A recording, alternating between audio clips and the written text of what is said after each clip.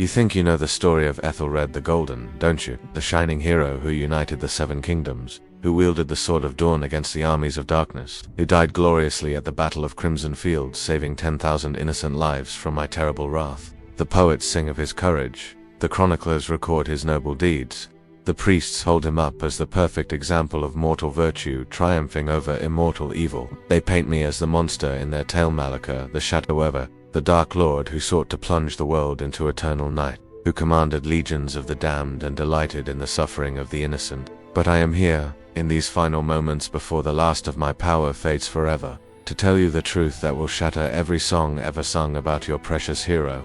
I am here to reveal the secret that Ethelred carried to his grave, the knowledge that would have destroyed his legend more completely than any sword I ever wielded against him. For you see, my dear listener, I was not always the villain in this story. Once, long ago, I was something far more dangerous than any Dark Lord could ever be. I was Ethelred's brother. My birth name was Selim, and I entered this world 13 minutes before the boy who would become the Golden Hero, making me the rightful heir to the throne of Valenhall by the ancient laws of primogeniture. We emerged from our mother's womb on a night when comets blazed across the sky and the very stars seemed to dance with anticipation.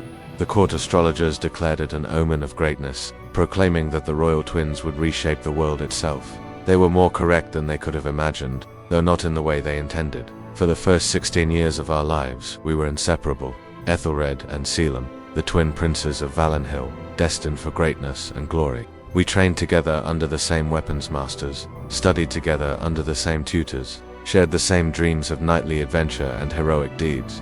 Ethelred was everything a prince should be: golden-haired and blue-eyed, quick with a smile and quicker with a sword, beloved by every servant in the castle and adored by every visiting dignitary. He had the gift of making people feel important simply by speaking with them, the rare quality of inspiring loyalty without demanding it. And I was the shadow that followed in his wake, dark where he was light, serious where he was jovial, thoughtful where he was impulsive.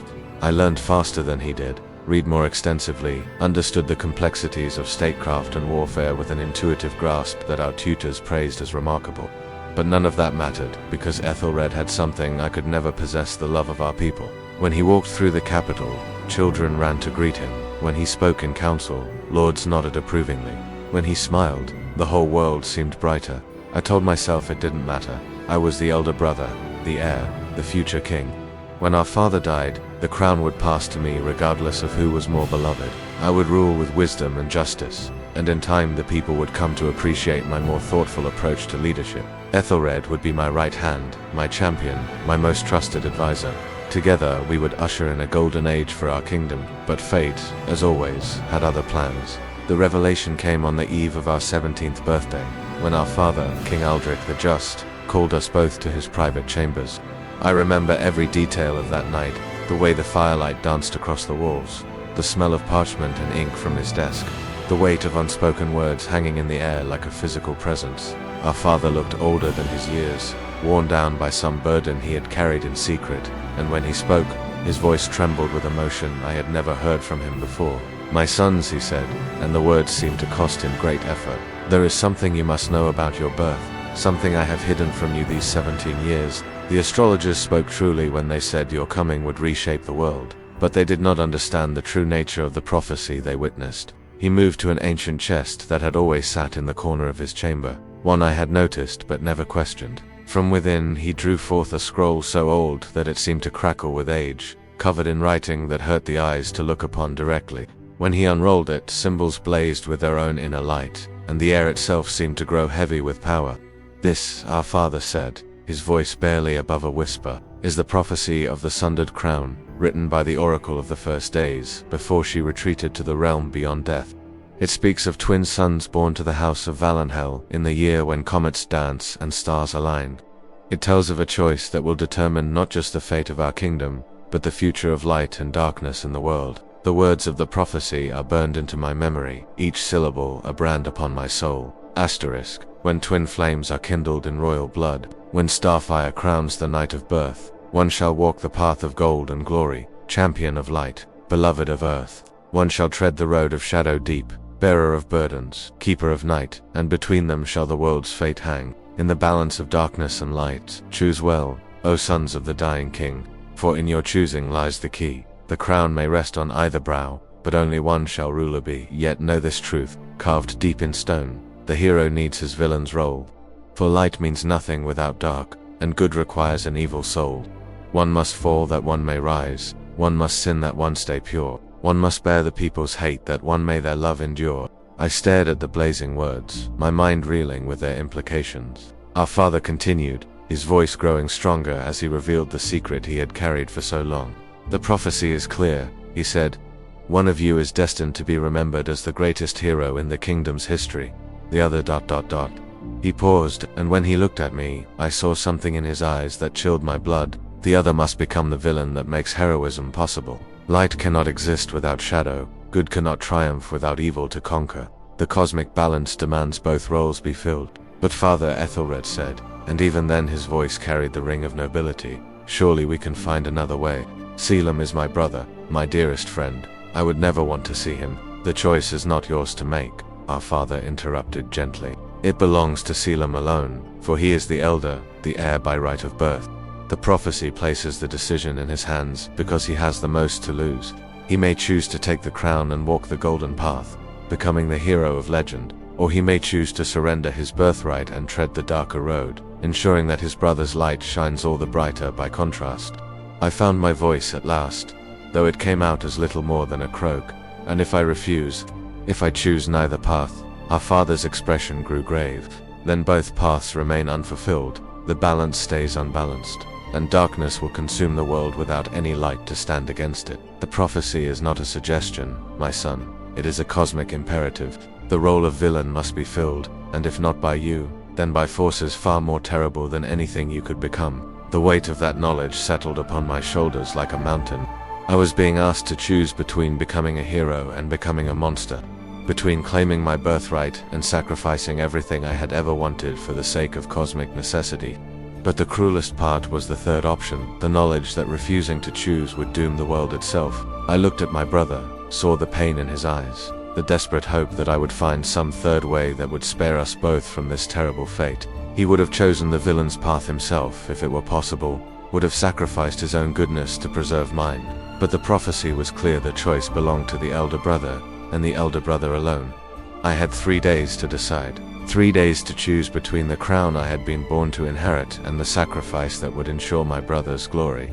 3 days to determine whether I would be remembered as a beloved king or a despised monster. I spent those days walking the ramparts of our castle, looking out over the kingdom that might have been mine, watching the people go about their daily lives in blissful ignorance of the decision that would shape their future. I saw merchants hawking their wares in the market square, farmers bringing their harvest to the granaries, children playing in the streets with wooden swords, dreaming of becoming knights, all of them depending on choices they would never know were being made, trusting in powers they could not comprehend to keep their world safe and bright. On the second night, I dreamed not the ordinary dreams of sleep, but visions sent by powers beyond mortal understanding. I saw 2 possible futures stretching out before me like diverging roads. In the first, I claimed my birthright and took the crown. I ruled justly and wisely, guided by the education I had received and the natural intelligence that had always been my gift. The kingdom prospered under my leadership, but there was a hollowness to it all, a sense that something vital was missing.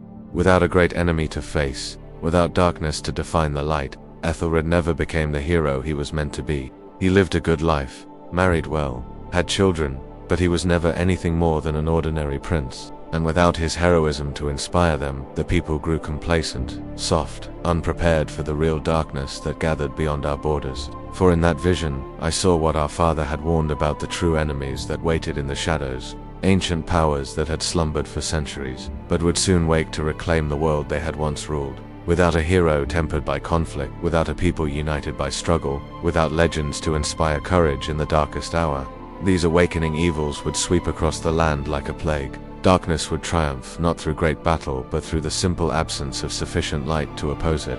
In the second vision, I saw the path of sacrifice. I watched myself give up the crown, retreat to the borderlands, begin the slow transformation from prince to pariah, from heir to enemy.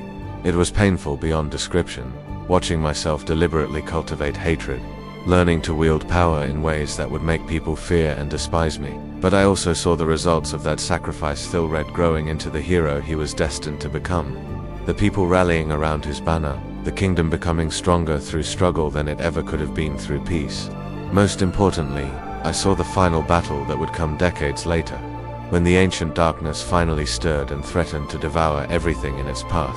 In that ultimate confrontation, it was not King Selim the Wise who stood against the void, it was King Ethelred the Golden, tempered by years of conflict with his brother, surrounded by knights who had been forged in the fires of civil war, leading a people who had learned to fight for their beliefs rather than simply accepting them. The choice, when I finally made it, was easier than I had expected and harder than I could have imagined. Easy because once I had seen both futures, the correct path was obvious. Hard because it meant surrendering everything I had ever wanted and becoming everything I had ever despised. On the dawn of the third day, I went to my father and spoke the words that would seal my fate. I choose the shadow path. Let Ethelred have the crown and the glory. I will become what the world needs me to become. The transformation did not happen overnight. For the first year after Ethelred's coronation, I remained at court as his advisor, helping him navigate the complexities of ruling while gradually building the foundation of my own reputation. I began to make small, seemingly selfish decisions favoring certain nobles over others, enriching my supporters at the expense of the common people, showing a growing interest in the darker aspects of magic and statecraft. At first, people assumed I was simply bitter about losing my birthright, that my actions stemmed from wounded pride and sibling jealousy. They whispered about the fallen prince who could not accept his brother's superiority, who allowed resentment to corrupt his once noble nature. These whispers were exactly what I needed, the beginning of the legend that would eventually cast me as the perfect foil to my brother's heroism. The real work began when I left the capital and established myself in the northern territories, in a region where ancient ruins dotted the landscape and old magic still flowed strong beneath the earth. I claimed I was going into exile, driven from court by my inability to accept my brother's rule. The truth was that I had chosen the perfect location to begin my transformation into the enemy that Ethelred would need to define his heroism. The fortress I built became known as Shadowhold, and its very name struck fear into the hearts of common folk. But it was not built through evil, it was built through necessity. I needed a stronghold from which to launch the campaigns that would give my brother opportunities to prove his worth. I needed a base of operations that would seem appropriately villainous to those who observed from a distance. Most importantly, I needed a place where I could study the ancient powers that slumbered in the deep places of the earth, learning to understand and eventually combat the true darkness that would someday threaten the world. For you see, the greatest secret of my transformation was that becoming a villain did not mean becoming evil. It meant becoming someone who appeared evil to those who could not see the larger picture, someone who could play the role of darkness while actually serving the light. Every attack I launched against my brother's kingdom was carefully calculated to strengthen rather than weaken it. Every victory I allowed him was designed to build his reputation and teach him the skills he would need for greater battles ahead. The War of the Twin Crowns, as the historians named it, lasted 7 years. 7 years during which I played the role of ambitious usurper, while actually serving as my brother's unwitting training partner. I raised armies of malcontents and mercenaries, not to conquer but to give Ethelred's forces worthy opponents to fight.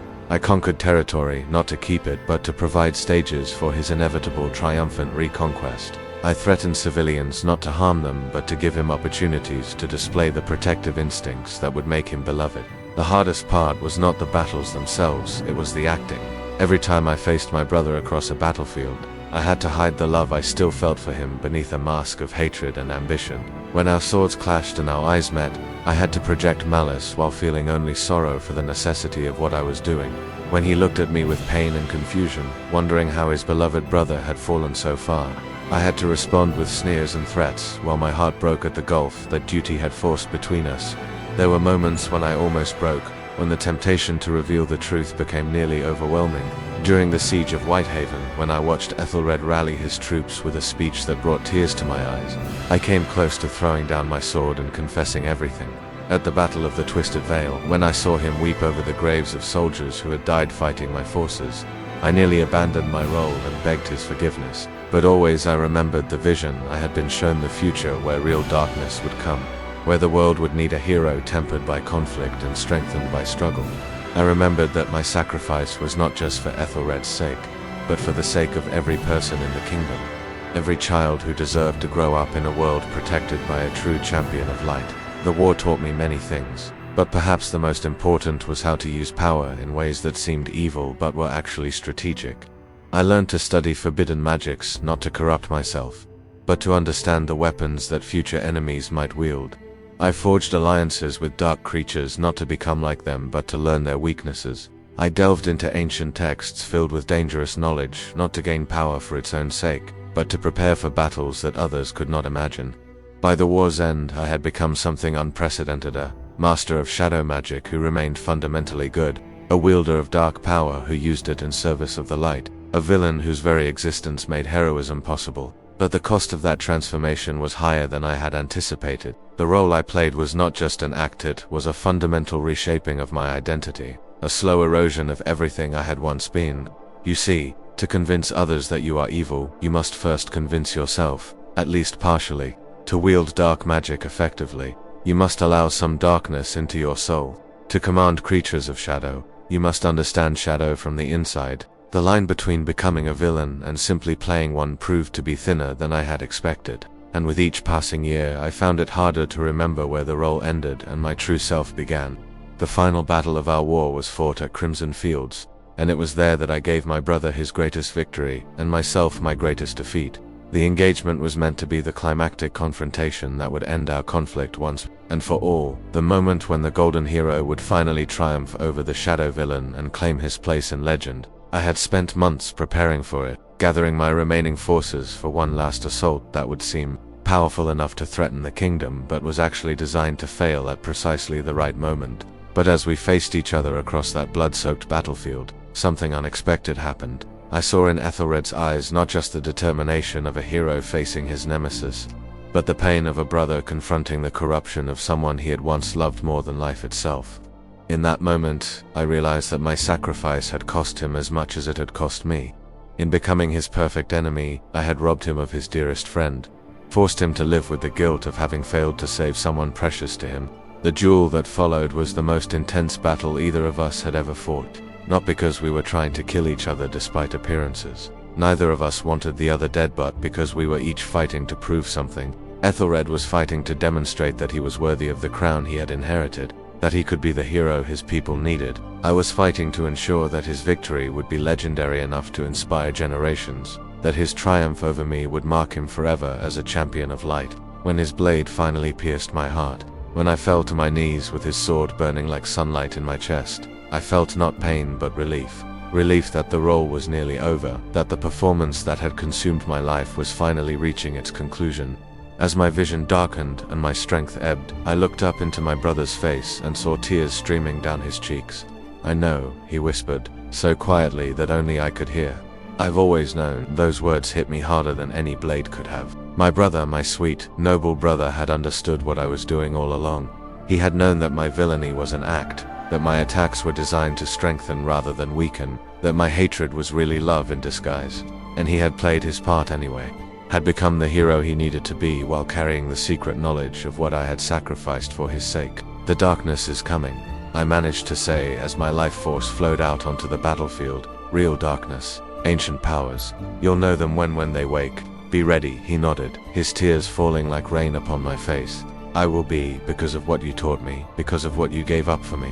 Don't let them know," I breathed with my final words. "Let me be the villain. Let them remember you as the pure hero who defeated his corrupt brother. The truth would diminish you, and the world needs its heroes unmarked by shadow." I died there on Crimson Fields, and in dying, I believed my story was over. I thought I had played my role to its conclusion, that Ethelred could now rule in peace. Well, I found whatever rest was reserved for those who had sacrificed everything for the greater good. But death, it turned out, was not the end of my service. I awoke in a place that existed between life and death, between light and shadow, between the world of mortals and the realm of spirits. It was a grey wasteland where nothing grew and nothing died, where time flowed like thick honey and distance meant nothing at all. And there, waiting for me with an expression of infinite patience, stood a figure I recognized from ancient texts and half-remembered legends. "Malachar the Shadow Weaver," the figure said, and her voice was like the sound of leaves falling in autumn, beautiful and melancholy and touched with endings. "For so you have been named by those who fear you, though I know your true identity, Selim the Sacrificed." She was death herself, not the Grim Reaper of popular imagination. but the gentle guide who helped souls transition from one state of existence to another. Her face was neither young nor old, neither kind nor cruel, but something beyond such simple classifications, timeless, impartial, necessary. "My lady," I said, and found that here, in this place between places, I could speak without the mask I had worn for so long. "Have I earned my rest at last?" She smiled, and in that smile I saw both compassion and regret. "Your sacrifice has been noted by powers greater than mortal understanding," she said. "Your willingness to become what the world needed rather than what you desired has not gone unrecognized. But I am afraid your service is not yet complete." The words filled me with a despair deeper than any I had felt during my mortal life. What more can be asked of me? I have given up my birthright, my identity, my very soul. I have become the villain so that my brother could be the hero. What more is there? "You spoke truly in your final words," Death replied. "Ancient darkness stirs in the deep places, powers that make your performance as a villain seem like a child's game. Your brother will face challenges that dwarf anything you ever presented to him, enemies that cannot be defeated by sword and shield alone. He will need a guide who understands shadow magic, who has walked the dark paths, who can teach him to fight fire with fire without losing himself in the process." The implications hit me like a physical blow. "You want me to return? To continue being the villain even after death?" "Not the villain," she corrected gently. "The shadow, the darkness that serves the light. Your brother needs someone who can delve into forbidden knowledge without being corrupted, who can wield terrible power without becoming terrible himself. He needs someone who has already paid the price of understanding evil without becoming evil. He needs his brother, whether he knows it or not." I wanted to refuse. I wanted to demand the rest I had earned, the peace I had been promised.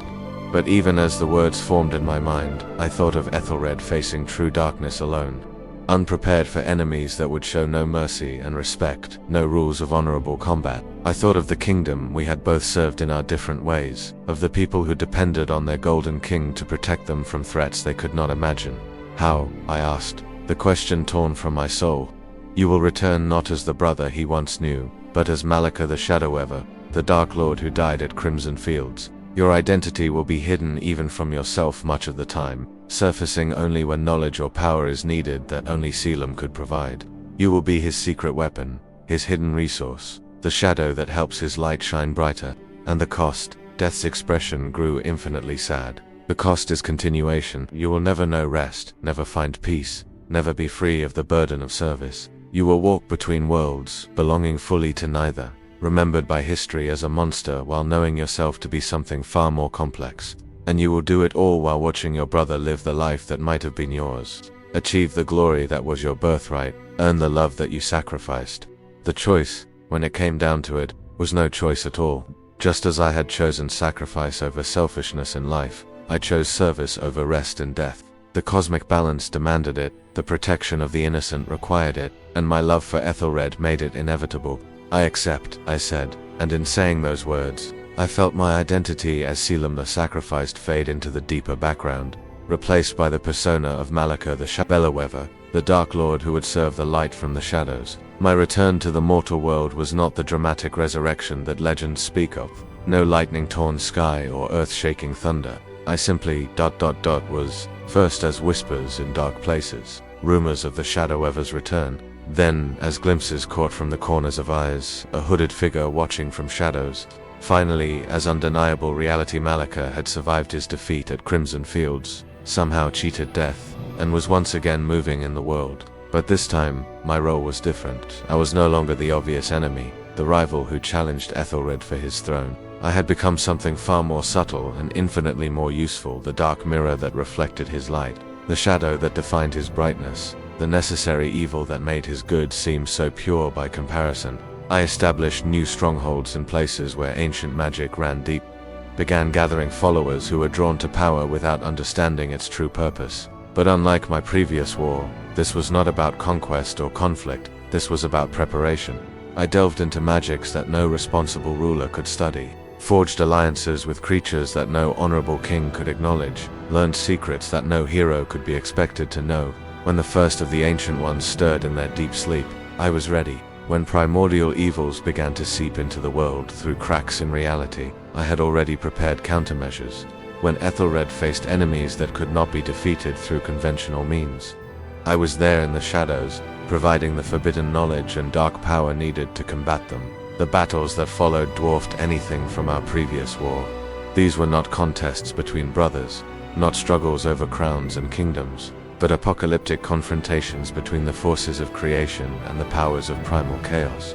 Ancient dragons that had slept since the world's youth awakened with hunger for destruction. Demons that had been bound since before the first human drew breath began breaking free from their cosmic prisons. Gods of entropy and madness turned their attention to a world they had forgotten, remembering their ancient desire to unmake everything that had been made. Through it all, I served as Ethelred's hidden weapon. When he needed to know how to bind a demon prince, I provided the rituals through intermediaries he never suspected of having connections to me. When he required weapons that could harm beings of pure shadow, I ensured that the knowledge of their forging found its way to his artificers. When he faced enemies that could only be defeated through sacrifice, I made sure the necessary prices were paid by someone other than the Golden King. For 30 years, this shadow war continued. 30 years during which the people of the kingdom lived in relative peace and safety, never knowing how close they came to annihilation, never understanding the cosmic battles being fought just beyond the edge of their perception. They saw their beloved king growing older, saw him occasionally disappear for weeks at a time on mysterious quests, saw him return sometimes wounded or exhausted or marked by experiences he could never fully explain. But they never knew that for every victory he won in the light, his brother was paying a price in darkness. The final confrontation came when the Void King himself, the ultimate enemy, the antithesis of existence itself, finally broke free from his prison at the heart of a dying star.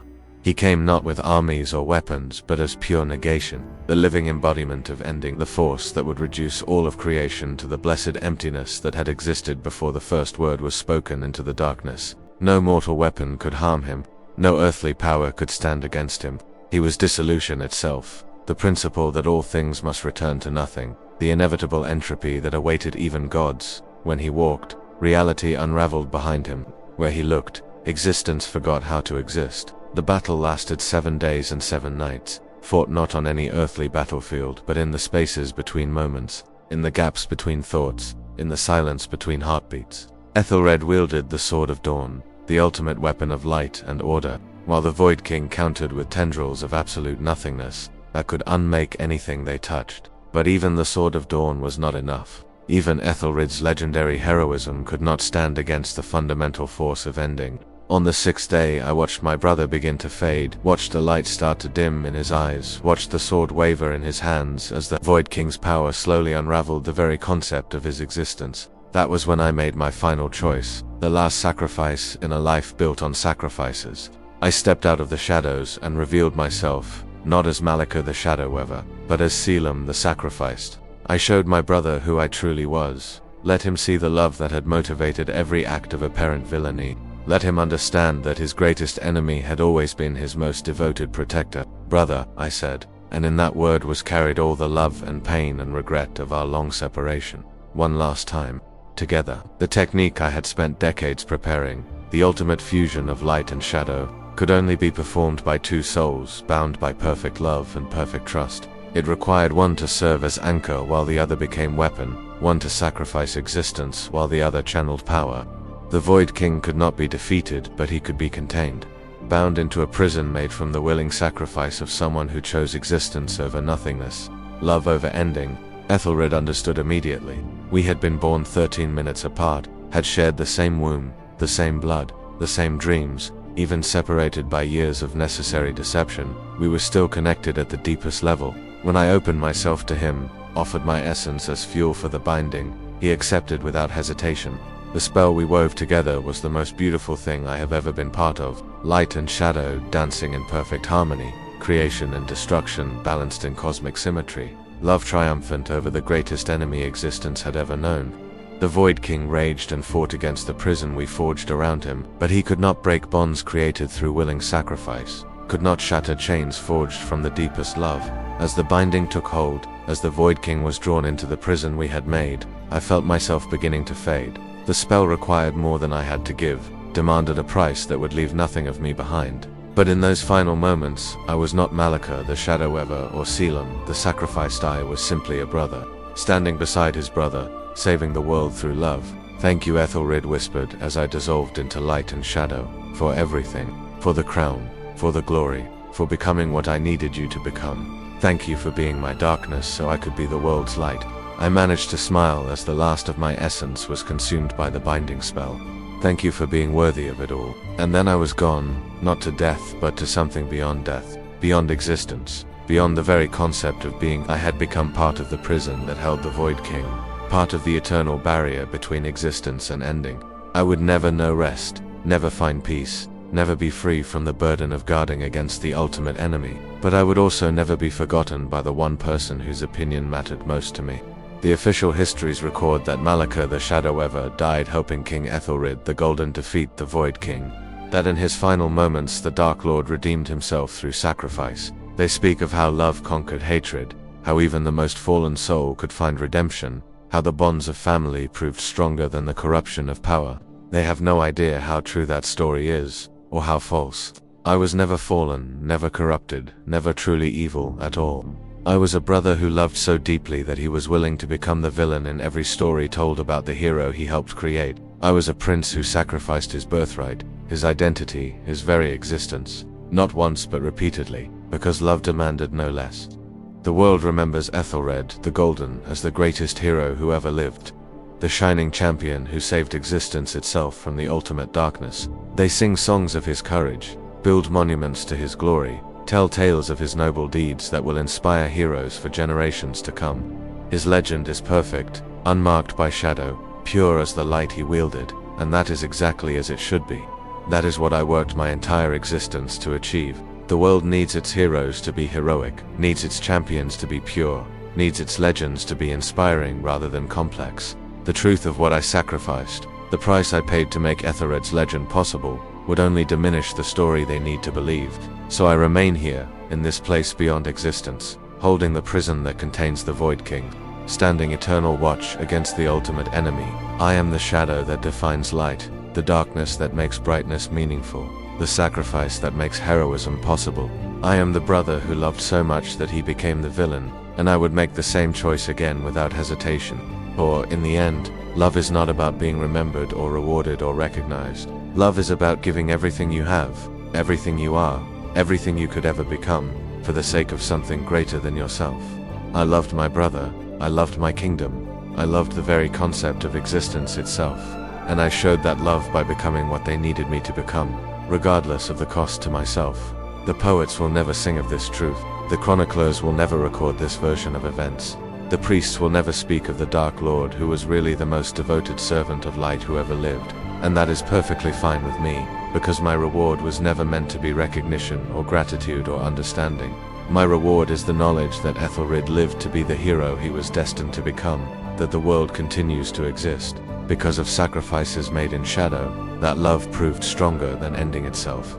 My reward is the certainty that somewhere in some eternal realm my brother knows who I truly was and what I truly gave, and that knowledge is worth more than all the songs that will never be sung about the villain who was really a hero in disguise. This is my testament, written in the spaces between moments, carved into the fabric of reality itself, where only the most desperate souls might one day find it. I tell this story not because I seek vindication, the dead have no need of reputation, and the eternally bound have no use for legacy. I tell it because truth, like love, demands expression, even when that expression can never be heard by those who most need to understand it. But there is more to this tale than simple sacrifice, more darkness in this light than even I initially understood, for in my eternal vigil, in my endless watch against the Void King's prison, I have learned terrible truths about the nature of heroism, about the cosmic machinery that creates legends, about the price that reality itself pays for the existence of perfect champions.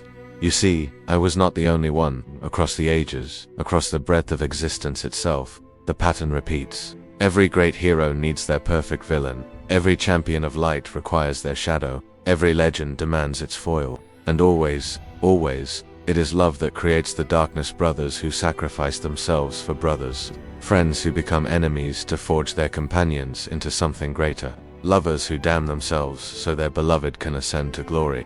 In my prison beyond existence, I can see them all.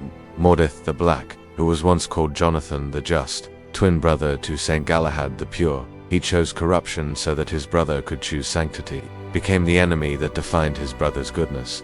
When Galahad died saving 1,000 pilgrims from Mordeth's attack, only Jonathan knew that every step of that rescue had been choreographed by love. I see Valendra, the witch queen, who was born Princess Elena the Wise, younger sister to Queen Seraphina the Radiant, when prophecy demanded that one sister embody perfect good and the other perfect evil.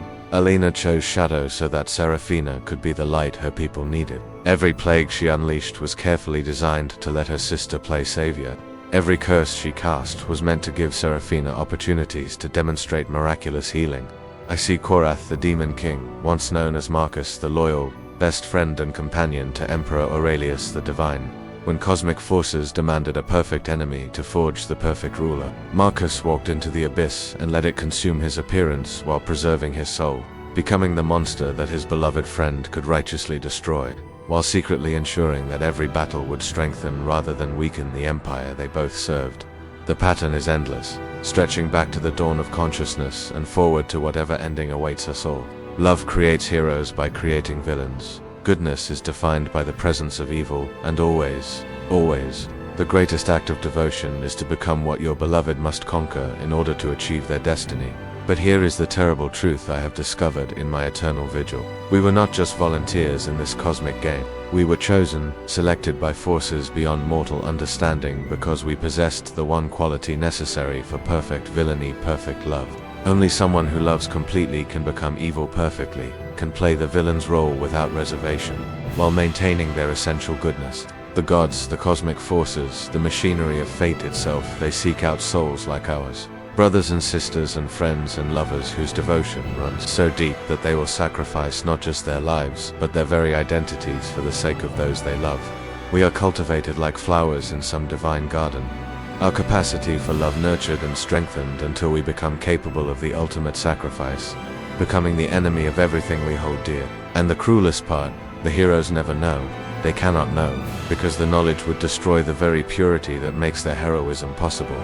Ethelred lived his entire life believing he had failed to save me from corruption, carrying guilt that he had been unable to prevent his beloved brothers fall into darkness. That guilt, that pain, that sense of personal failure, was part of what made him the perfect hero, what drove him to be better, stronger, more compassionate than he might otherwise have become.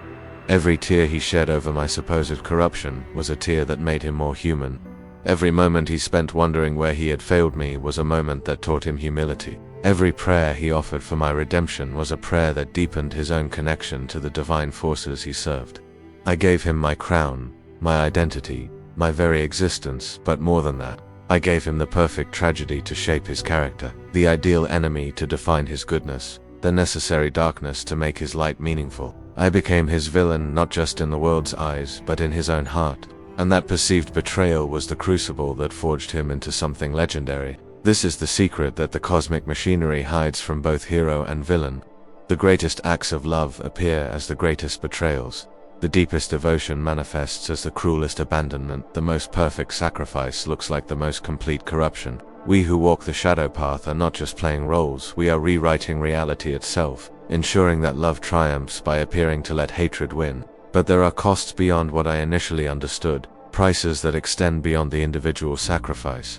For in creating perfect villains to forge perfect heroes, the cosmic balance tips toward extremes. The middle ground disappears. The space between absolute good and absolute evil shrinks until ordinary people, ordinary choices, ordinary morality becomes insufficient. In the wake of legends like Ethelred and Malachar, the world expects its conflicts to be between pure light and pure darkness, its choices to be between perfect good and perfect evil, its leaders to be either saints or monsters, with nothing in between. The nuanced reality of human nature, the complex truth of moral ambiguity, the difficult beauty of imperfect people trying to do their imperfect best, all of this becomes invisible in the blazing light of legendary heroism.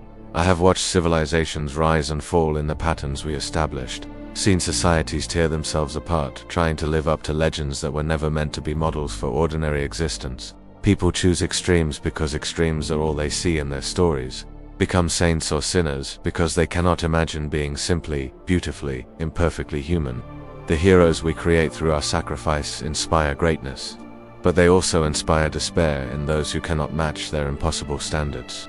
The villains we become to define their goodness teach people to recognize evil, but they also teach them to expect evil to be obvious, dramatic, clearly labeled, leaving them vulnerable to the quiet corruptions, the subtle betrayals, the ordinary selfishness that does more damage to the world than any Dark Lord ever could. This is the paradox of perfect love, creating perfect stories. The stories become more important than the truth, the legends more powerful than the reality, the myth more influential than the people who originated it. We sacrifice ourselves to create heroes, but in doing so we create expectations that no real person can meet, standards that no ordinary love can achieve, examples that inspire as much as they intimidate. Yet, even knowing this, even understanding the full cost of what we do, I cannot regret the choice. For the alternative is worse, a world without legends, without heroes, without the stories that remind people what they are capable of becoming. Better to have impossible standards than no standards at all. Better to inspire despair in some, if it means inspiring hope in others. Better to create myths that outlast the people who make them than to let reality remain unmythologized, unexalted, uninspiring. The Void King stirs in his prison sometimes, testing the bonds we forged, seeking cracks in the love-wrought chains that hold him. When he does, I feel the weight of eternity pressing against my consciousness, feel the temptation to let ending come at last, to release him and myself and everything into the blessed darkness of non-existence. It would be so easy to give up, to let love's strength falter, to choose rest over eternal vigilance. But then I remember Ethelred's face in our final moment together, the recognition in his eyes, the gratitude and love and understanding that passed between us when all pretense fell away. I remember the warmth in his voice when he called me brother one last time, the tears that fell like benediction on my fading form, the knowledge that our love had literally saved existence itself. And I hold on, I maintain the prison, keep the watch, bear the burden, not because I am strong, I am the weakest of souls, too cowardly to embrace true ending, but because love is stronger than weakness. Because devotion transcends individual strength, because the bonds forged in perfect sacrifice cannot be broken by anything less than perfect betrayal. The Void King whispers to me, sometimes speaks of the peace that would come if I let him free the rest. I could find in his absolute ending the relief of finally laying down a burden too great for any one soul to carry. He promises that non-existence is not torment but liberation, not loss but the ultimate gift, freedom from choice, from pain, from the terrible responsibility of continuing to exist. But his whispers carry the scent of lies, the taint of ending for ending's sake rather than ending in service of beginning. He offers me rest, but it is the rest of the grave, the silence of the void, the peace that comes only through the destruction of everything worth preserving. And I know, with the certainty that comes from perfect love, perfectly sacrificed, that some burdens are worth bearing forever, some watches worth keeping until time itself runs out. So I remain the villain who was never villainous, the darkness that serves light, the shadow that gives meaning to illumination. I am Malachar, the shadow of Asilam, the sacrificed, the brother who became the enemy, the prince who chose service. Over sovereignty, the soul who discovered that the greatest act of love is sometimes to become what your beloved must destroy. In the end, that is the truth I want carved into whatever reality remains. When all stories have been told and all legends have faded into myth, love is not about being remembered fondly, but about being remembered at all. Love is not about receiving gratitude, but about earning it even if it can never be expressed. Love is not about being understood, but about acting in service of understanding even when your actions appear incomprehensible. I loved my brother, I loved my kingdom, I loved existence itself, and I showed that love by becoming the perfect enemy, the ideal opposition, the necessary darkness that made their light possible. I would do it again in an instant, would make the same choice in every possible world, would sacrifice myself infinitely for the sake of those I hold dear. This is the testament of one who chose shadow so others could choose light, who embraced damnation so others could find salvation, who became the villain so the heroes could be truly heroic. Let it stand as proof that sometimes the greatest love stories are the ones where love appears as hatred. The greatest friendships are the ones where friends become enemies. The greatest sacrifices are the ones that look like betrayals to everyone except the one who makes them. And if any soul in any age, in any reality, finds themselves facing the same choice I faced, if they discover that love demands they become what their beloved must conquer, let them know that the path is hard but worthy, that the sacrifice is complete but meaningful, that the darkness is real but serves the light. Let them know that they will not walk that path alone, that in the spaces between existence and void, in the silence Between heartbeats and the pause, between question and answer, there are others who have made the same choice, others who have paid the same price, others who understand that sometimes the most perfect expression of love is to become perfectly loveless in the eyes of the world. We are the brothers who became enemies, the friends who turned foes, the lovers who chose hatred, the devoted who embraced betrayal, or for love, or for hope, or for the belief that some stories are worth telling, even if we can never be their heroes, only their necessary antagonists. This is our testament, our truth, our final gift to the light we serve from shadow. We are the villains who are never villains, the darkness that defines illumination, the hate that proves love's power, and we would not have it any other way.